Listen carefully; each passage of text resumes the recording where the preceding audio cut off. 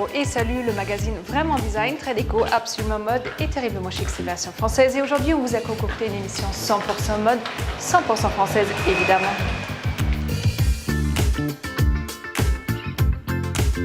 Focus sur une mythique paire de chaussures féminines en équilibre entre mode et danse, c'est la ballerine Repetto qu'en veut tout à nos pieds. Il agit comme un élixir de jeunesse sur les maisons de couture rencontre avec le créateur Guillaume Henry.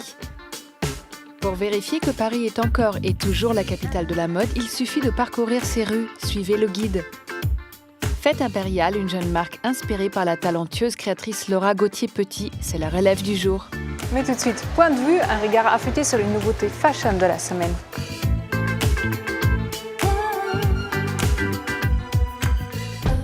Les stars ont leur personal shopper et leur styliste. Nous, on a désormais My Outfit, une appli dans laquelle on entre les photos des pièces de son dressing pour ensuite s'amuser à les associer. Plus de vêtements vite achetés et oubliés au fond de l'armoire, plus de shopping hasardeux et plus de matins prise de tête. Avec cette appli, vous ne direz plus jamais « je sais pas quoi mettre ». Entre l'Opéra Garnier et les jardins du Palais Royal à Paris se cache Ultramode, la mercerie de tous les dingues de couture, très appréciée des Parisiens comme des touristes. On y trouve un large choix de boutons, galons, tissus, fils et autres accessoires indispensables des fans du do-it-yourself. Dis-moi ce que tu portes, je te dirai qui tu es. Sabou ou escarpin, slim ou baggy, Isabelle aux yeux de Pignol, on apprend plus en observant les prescripteurs de la mode qu'en lisant leur CV. Be-Hype est un livre tendre et souriant dans lequel la blogueuse a réuni ses portraits pointus comme des stilettos. À l'abordage, tricote-moi un tatour et visite les codes du tatouage de marin pour en faire des pulls et autres pièces branchées. La créatrice Caroline Juteau joue avec le monde de la piraterie, sans oublier le Made in France. Alors si vous n'étiez pas sûr de vouloir cette petite encre tatouée sur votre poignet, vous pourrez toujours la porter tricotée.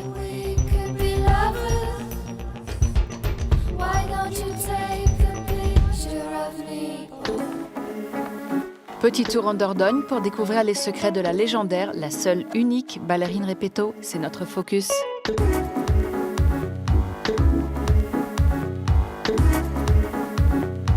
Cela vous a fait fantasmer petite fille, les tutus, les ballerines, les danseuses. Aujourd'hui, vous pouvez porter au bout de vos pieds un petit bout de ce rêve grâce à la ballerine. Créée en 1957, elle fait ses premiers pas sous les projecteurs du monde du cinéma, au pied de la fameuse Brigitte Bardot. Dieu créa la femme et pour Bardot, Repetto créa la ballerine de ville, une ballerine fabriquée comme un chausson de danse, mais qui ne vous oblige pas à vous déplacer en pas chassé, promis. Donc ce que l'on a fait depuis maintenant bientôt 70 ans, on fabrique toujours nos ballerines de la même manière que les chaussons de danse. On les coud, donc il n'y a pas de colle, elles sont cousues, et ensuite elles sont retournées, un peu comme on fabrique des vêtements. On coud les manches lorsque le vêtement est à l'envers, ensuite on retourne le vêtement. Bien, nous sommes les seuls à savoir faire ça. Et pendant très longtemps, tout le personnel qui était sur notre site de production ne savait faire que ce type de produit. Un accessoire féminin qui vous donne l'allure gracieuse de la danseuse. Ce que l'on essaye d'apporter aux femmes qui achètent tous nos produits, nous essayons de leur donner l'attitude de la danseuse. Des petits bijoux made in France fabriqués dans la plus grande tradition au cœur de la Dordogne, comme l'aurait voulu Rose Repetto. Alors l'usine Repetto a été installée à Saint-Médard suite à Rose Repetto qui avait un petit atelier dans une chambre de bonne à Paris. Et la chambre de bonne a brûlé. Et donc elle a cherché quelqu'un qui pourrait lui faire ses chaussons et ses chaussures de danse. Et donc elle avait des cousins en Dordogne. Et du coup, ils se sont mis à faire des chaussons de danse. Et ça a dérivé vers la ballerine de Brigitte Bardot. Ici, le ballet de danse prend forme.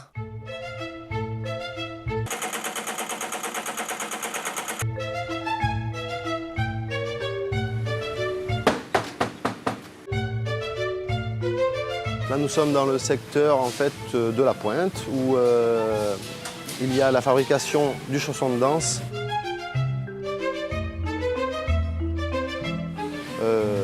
Et de l'autre côté, vous avez la fabrication du la chanson de ville.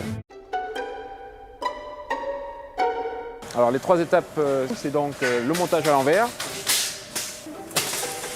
Ensuite, on va la piquer. On remet la chaussure à l'endroit, c'est-à-dire qu'on va la détourner.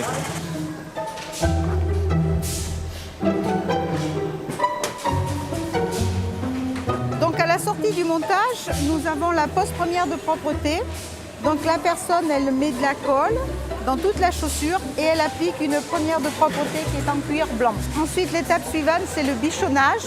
Le bichonnage, c'est le nettoyage de la chaussure. Donc la chaussure est nettoyée dehors, dedans. Il y a une étiquette de composition qui est posée dans la chaussure. Donc après le bichonnage, il y a l'opération de mise en boîte. Donc vous voyez la boîte, ce sont des boîtes noires avec du rose dedans. Un bien bel écrin pour ces souliers délicats qui s'exportent en France et dans le monde, aux pieds de tous et pas seulement des femmes. Oui, oui, vous avez bien entendu, la ballerine pour hommes, c'est So Chic. La dernière en date, c'est qu'il y a Stromae qui, dans un journal un jour, a annoncé qu'il aurait adoré avoir des ballerines pour hommes parce que c'était introuvable et que c'était quelque chose qui aurait convenu à son style. Donc nous avons fabriqué une ballerine pour hommes. Et il les porte aujourd'hui sur scène. Donc on doit rester les yeux ouverts sur toutes les évolutions qu'il y a, rester ouvert à tous ceux qui créent l'actualité pour pouvoir redonner et donner en permanence à la marque un renouveau et d'être vu d'une manière surprenante pour que les consommateurs ne s'endorment pas avec la chaussure qui avait été faite par Brigitte Bardot en 1957, il y a quelques semaines déjà. Une chaussure intemporelle mais toujours renouvelée au pied de la Parisienne en trench ou de Stromae sur les planches, classiques ou rock. Une chaussure qui donne envie d'être collectionnée.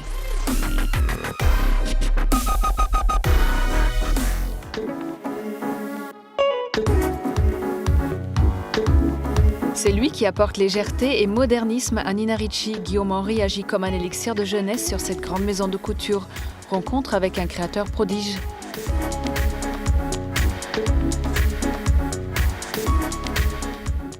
Guillaume Henry est un homme de goût, un goût qu'il a mis au service des femmes pour devenir l'un des créateurs de mode les plus talentueux de sa génération.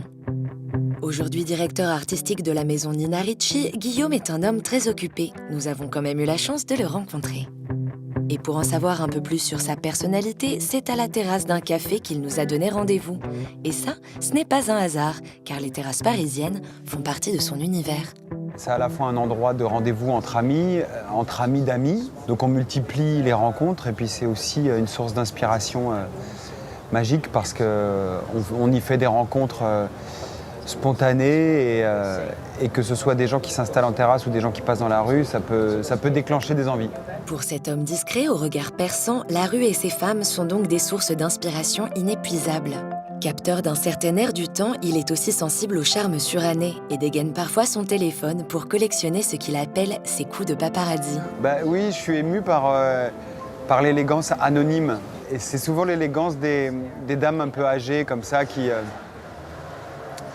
portent des vêtements pendant des années, qui en prennent infiniment soin. Et je suis toujours très très sensible à leur allure et à leur silhouette. Donc il m'arrive parfois, c'est vrai, de les photographier. Guillaume a déjà une carrière impressionnante. Il a entre autres travaillé chez Givenchy et Polka avant d'intégrer en 2009 la maison Carven pour en devenir le directeur artistique. En 5 ans, il a réussi un véritable tour de force, refondre l'identité globale de cette marque assoupie pour lui trouver de nouvelles générations de consommatrices. Et si on peut souvent lire dans les articles que sa carrière est express, elle est surtout le fruit d'un travail, d'un talent et d'une passion pour la mode qu'il s'est découvert très tôt lorsqu'il était enfant. Un jour, j'ai vu un défilé de mode à la télévision et j'ai eu le sentiment très immédiatement que ça rassemblait absolument tout ce qui m'inspirait dans la vie et que la mode finalement c'est à la fois un peu de l'art, un peu de la température de notre époque, c'est aussi beaucoup de rencontres et puis c'est aussi pas mal d'histoires qu'on se raconte, donc c'est un peu de cinéma, un peu d'histoire de l'art, un peu...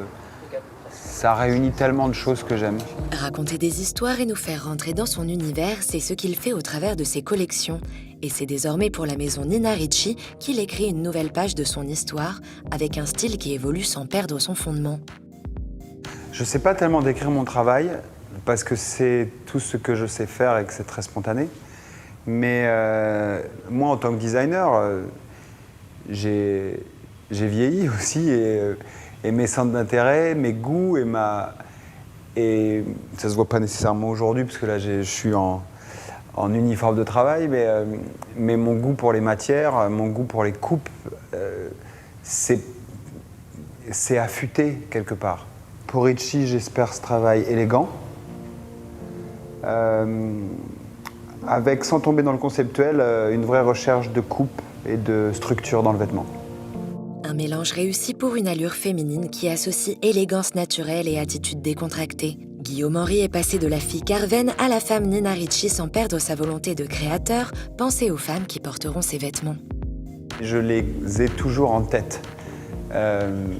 Parce que je les entends au quotidien, je vois comment elles bougent, je vois comment elles ont envie de séduire, de sortir, d'aller travailler.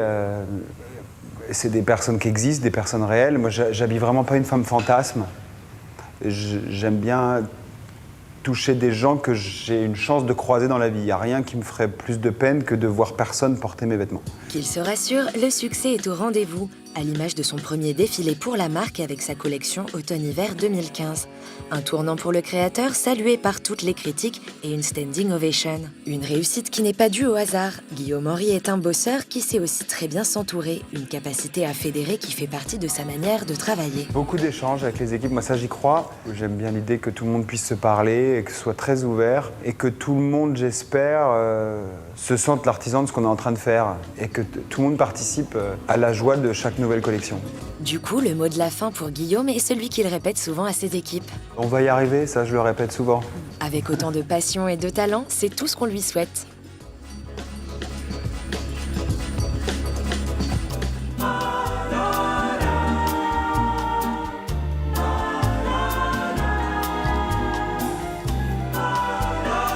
Bonjour Guillaume Henry, merci de nous accueillir chez Nina Ricci. Bonjour, je vous remercie d'être là et puis bienvenue. Vous êtes une star de la mode et pourtant vous êtes quelqu'un de plutôt discret. Est-ce que c'est une volonté de garder votre intimité, votre petit jardin secret? Alors déjà, une star, non, je ne crois pas. Ensuite, une volonté de garder mon jardin secret, pas vraiment. C'est juste que je considère que la star dans mon travail, c'est le vêtement qu'on propose et le nom pour lequel je travaille. Donc je me considère sans aucune fausse modestie, au même titre que tous les gens qui travaillent dans la société, être au service de la maison, à la différence près que quand un défilé est fini, c'est moi qui cours sur le podium. Guillaume, dans votre carrière, vous avez travaillé pour Givenchy, Polka, Carven et aujourd'hui Nina Ricci, toutes des maisons françaises. Est-ce que pour vous, c'est pas un hasard? Je pense que c'est lié.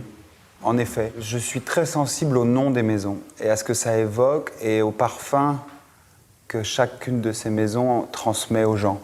Parce que c'est des maisons d'histoire, de patrimoine, et ça me touche beaucoup. De la même façon que j'aime les choses qui ont de l'âme, aussi bien dans les objets que dans les villes que j'aime visiter. La notion historique, ouais, ça a une grande importance pour moi. Et du coup, quand vous commencez à travailler pour une maison comme Nina Ricci, qui a une grande histoire, vous en tenez compte? Est-ce que parfois vous vous plongez dans les archives? Comment ça se passe, cette arrivée? Alors, j'ai systématiquement tenté de me plonger dans les archives, mais elles vous ramènent systématiquement à une empreinte du passé, à quelque chose qui est difficilement transformable aujourd'hui en fonction des besoins, du quotidien des femmes, parce que je parle en l'occurrence là de prêt-à-porter féminin. Par contre, ce que j'essaie de retenir à chaque fois, c'est ce que le nom évoque. Comme tout à l'heure, je parlais de parfum. Si c'était des notes, par exemple, quelles seraient ces notes? J'aime l'exercice de réfléchir à ces maisons, et notamment à Nina Ricci, comme si c'était, avant d'être une maison, une personne. Et c'est quoi alors la personne Nina Ricci, la femme Nina Ricci aujourd'hui? Elle ressemble à quoi à peu près? Définitivement parisienne, même si c'est un fantasme international. Donc la parisienne, elle n'est pas qu'à Paris. Elle est sensuelle, sans vulgarité. On est basé à Avenue Montaigne et j'aime bien cette notion un peu de chic parisien. Elle a une part de mystère. Et elle vous correspond assez bien, alors du coup. Je ne sais pas si elle me correspond, mais en tout cas, si c'était quelqu'un, je serais forcément proche d'elle. Alors vous avez dit dans une autre interview que vous vivez beaucoup dans l'instant, dans le plaisir, dans l'immédiat.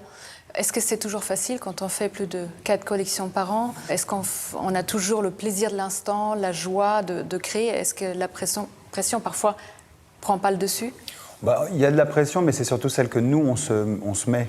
Et il y a de la pression, mais on va pas se plaindre. On est quand même très heureux et très gâtés. On a aussi cette chance de pouvoir se renouveler sans cesse. Les timings, c'est vrai, ils sont très courts. Et de plus en plus courts. Donc évidemment, la spontanéité, elle est clé, elle est capitale. C'est s'autoriser à avoir envie de nouvelles choses tout le temps. Donc pour ça, il faut aussi s'accorder des breaks, des pauses et voir ailleurs ce qui se passe. Alors comment vous faites pour voir ailleurs? Vous accordez des pauses, vous faites quoi quand vous Déjà, accordez quand une collection est terminée, je me vide la tête pendant une semaine. Je suis même en off, il n'y a plus de téléphone, il n'y a plus rien. Et là, je me vide totalement. Parce que sinon, vous avez une saturation d'images, une saturation de couleurs, et vous n'en pouvez plus. Et après, c'est quoi? C'est lire. Évidemment, je me nourris d'expositions, de cinéma et tout ça, mais quelque part, j'ai de la chance. Je suis très inspiré par des choses très, très banales, très bêtes. Là, je reviens des États-Unis. La rue américaine, elle est hyper intéressante. Et ça va du bon goût au mauvais goût. On parlait d'élégance tout à l'heure, il n'y a rien de plus ennuyeux que l'élégance qui répand l'élégance, parce que alors là, ça devient plat, sans saveur, sans relief. J'aime bien aussi aller piocher dans des choses qui sont plus taquis, même parfois presque border vulgaires, mais qui sont après transformées en quelque chose de chic. J'adore ça. Si vous aviez un vœu à faire, Guillaume, ça serait lequel? De garder cette envie très très très longtemps. C'est ce qu'on vous souhaite. Merci beaucoup. Merci à vous, merci.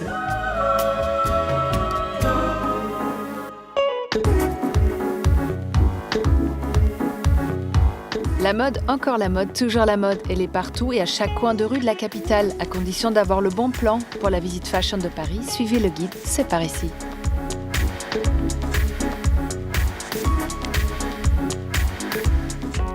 Repérage, c'est votre rubrique dénicheuse de bons plans parisiens. Cette semaine encore, on a marché, couru, rampé, arpenté, cheminé, exploré pour vous faire découvrir nos recoins préférés. Aujourd'hui, c'est parti pour un parcours spécial mode en quête d'un Paris couture, Paris Fashion, Paris Hype. Pour commencer, quoi de mieux qu'une étape culturelle au mythique Palais Galliera?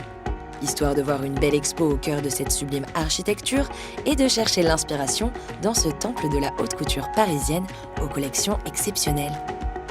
Comptons à peu près 45 000 pièces d'habillement, à peu près autant d'accessoires. Et puis quand il s'agit en fait des photos, là on est autour de 200 000 pièces. Pour les arts graphiques, on est également autour de 40 000 œuvres. Mais malgré la richesse de ces fonds et pour des raisons de conservation, le musée ne propose que des expositions temporaires.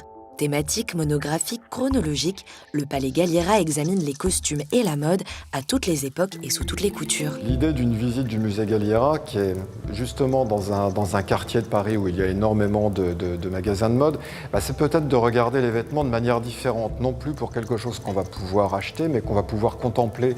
On a toute l'attitude de les regarder, de voir la technique, de voir les intentions des couturiers et des créateurs. Ce jour-là, en pleine Fashion Week, le Palais Galliera installe le Dîner Vogue, la preuve que ce musée incontournable est toujours à la pointe de la mode. Vous voilà bien informé, il vous faut maintenant trouver quelque chose à vous mettre pour assister au défilé. Filez à la bibliothèque avec un H. Lassé de devoir vous ruiner pour vous offrir une pièce de créateur que vous ne porterez qu'une fois, voilà un concept qui devrait vous séduire. Ici, pas question d'emprunter des livres, mais bien des vêtements, et pas n'importe lesquels. Des vêtements de créateur à votre disposition, au prix d'un abonnement mensuel. C'est vraiment votre nouveau dressing illimité. Donc, en fait, vous pouvez prendre 3 pièces pour démarrer. Vous pouvez changer quand vous le souhaitez 1, 2 ou 3 pièces, donc c'est vous qui décidez de la durée de location. En plus d'un showroom, il existe un site en ligne qui permet de bénéficier de l'offre et de ses nombreux services à travers toute la France. Le but, un vestiaire qualitatif, accessible, varié et à volonté. Donc on va avoir des marques telles que Red Valentino, Carven, Kenzo, Alexander Wang. Nous, notre idée, c'est vraiment d'être sur des marques assez contemporaries, mais des pièces qu'on va pouvoir porter au quotidien et des pièces plus habillées de soirée. Si des marques de renom se laissent tenter par le concept, c'est parce que la bibliothèque a su remettre au goût du jour la location de vêtements. C'est vrai que la location avait un côté un peu vieillot, un peu cheap, clairement. Aujourd'hui, nous, notre but, c'est de rendre la location tendance. Consommer sans posséder, c'est l'état d'esprit, une vision moderne de la mode qui séduit de plus en plus, pour des occasions occasionnelles ou simplement pour se faire plaisir au quotidien. Pour finir la journée en beauté, direction le rooftop sur le toit de la Cité de la Mode et du Design. Un repère branché au 2e étage d'un lieu culte de la mode, idéal pour les soirées de toute fashionista qui se respectent. Sur l'une des plus grandes terrasses de Paris, ce lieu accueille bars en plein air et food truck. Il propose également un restaurant et de nombreux concerts. En plus de sa situation d'exception, la musique est l'autre point fort de ce lieu hype et fêtard par excellence. On a une programmation musicale qui est assez éclectique, on mélange aussi bien des concerts que des DJ. Et on a la particularité de fermer à 5 heures tous les jours de la semaine. On n'est pas ouvert que le vendredi et le samedi soir, mais on peut venir faire la fête dès le mardi à partir de 18h, profiter de la musique sur la terrasse et dans le club à partir de 23h. Au sommet d'un lieu emblématique, c'est un cadre tout indiqué pour venir se détendre après une longue journée et enchaîner sur une longue nuit festive. Les modeuses parisiennes ne s'y tromperont pas.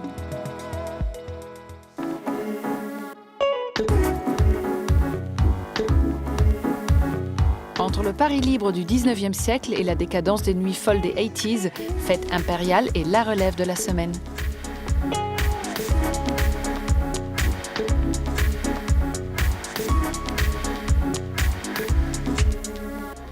Laura Gauthier-Petit a lancé Fête Impériale en 2015, une marque de vêtements pour femmes qui mélange les époques et les styles. Après une expérience à Londres en communication digitale, cette passionnée d'histoire et de mode a voulu créer des vêtements qui lui ressemblent. Et pour découvrir son univers, il suffit de mettre un pied chez elle. Déco soignée, amour du tissu, moquettes colorées par ses soins, objets vintage, bibliothèque style 19e, peinture murale et pans albinos empaillés. Oui, l'univers de Laura est riche et rempli de chats. Retour sur la genèse de ce projet très personnel. J'ai toujours aimé dessiner et depuis petite, ma grand-mère a eu une grande influence sur moi, notamment parce qu'elle était passionnée d'histoire de l'art et de couture, ce qui ne va pas forcément ensemble tout le temps. Et elle m'a beaucoup transmis, notamment sur l'histoire des femmes au travers du temps, et notamment le 19e siècle et la fin du 19e siècle. Fête impériale en référence à Napoléon III, mais aussi à la Belle Époque, au début de l'ère industrielle ou aux travaux haussmanniens et grands magasins. C'est tout ça qui nourrit les créations de Laura. Les courtisanes, enfin, sont pour elle des figures féminines très inspirantes. En fait, souvent, c'est des histoires de femmes qui débarquaient de leur province, qui parfois avaient eu des vies assez dures au départ. Et en fait, quand on se plonge dans l'histoire de ces femmes-là, il y avait des femmes avec de très forts caractères, très cultivées. Et voilà, je trouvais ça intéressant de faire une marque qui reprenne ces codes-là. Plutôt au travers des imprimés, au travers de 2-3 clins d'œil, et en même temps le mixer avec des codes très actuels, et notamment les années 80, moi je suis née en 81. Et quand on mélange toutes ces influences, ça donne ça par exemple, la deuxième collection de Fête Impériale, tout droit revenue dans l'atelier de Laura après un aller-retour au Japon. Et comment elle en arrive à ce résultat? Au départ de chaque collection, c'est avec une amie graphiste qu'elle dessine et élabore ses imprimés. Donc je commence chaque collection par l'élaboration des imprimés. Sur la collection Fall Winter 16, j'avais envie de faire des choses très colorées, avec beaucoup de vert, de créer une jungle un peu européenne dans laquelle je voulais ajouter des cages, un peu en clin d'œil à la publicité des années 80 pour Chanel avec Vanessa Paradis en petit oiseau dans cette cage. Puis elle choisit des tissus qui donneront à ses imprimés leur meilleure capacité d'expression et dessine en parallèle les silhouettes des modèles. Pour les formes, elle s'inspire beaucoup des années 80 et du vestiaire masculin, avec beaucoup de coupes oversize, des balances entre coupes larges et très fitées. Mais avant tout, le but de ces vêtements, c'est de s'y sentir bien. Tout un processus de création réalisé dans un atelier à taille humaine. Mais Laura ne travaille pas qu'avec des tissus imprimés. Autre priorité pour elle, des matières de qualité qu'elle aime aller chercher auprès des passionnés. En dehors de tout ce qu'on appelle chaîne et trame, donc c'est monté ici. Et je travaille par contre pour la maille et pour le cuir avec des usines françaises et ou européennes en fonction des savoir-faire. Je voulais absolument travailler avec de l'angora, mais je voulais que l'angora soit éthique. Et donc du coup on a trouvé cette ferme qui est dans le nord de la France avec cette dame qui est passionnée de ces petits lapins, qui les brosse tous les jours et qui les nourrit à la granule de mimosa. Des choix éthiques et exigeants que Laura et son équipe font avec beaucoup de conviction. L'objectif de Fête Impériale, c'est aussi de mettre en lumière des matériaux de qualité et des savoir-faire. Je pense qu'aujourd'hui, quand on crée une marque plutôt haut de gamme, on doit s'attacher au désir de bien faire et au fait de travailler avec de belles matières et des savoir-faire. Il y a énormément de talents dans les savoir-faire et dans l'artisanat français qui sont très peu utilisés, qui sont quasiment en voie de disparition, voire qui ont disparu. Moi, j'avais envie d'avoir une liberté en termes de production et de création, donc de créer un atelier plutôt que d'externaliser à chaque fois. Et d'avoir la liberté d'aller choisir le bon savoir-faire, le beau tissu, de travailler avec des gens qui se battent pour essayer de continuer à faire vivre leur artisanat ou leur histoire ou leur usine.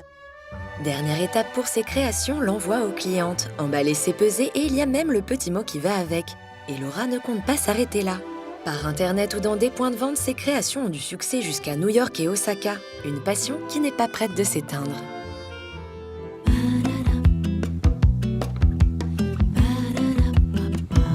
Version française est déjà finie. J'espère que cette émission spéciale autour de la mode vous a plu. Nous, on se retrouve très vite. En attendant, n'oubliez pas, restez chic toujours. Bye.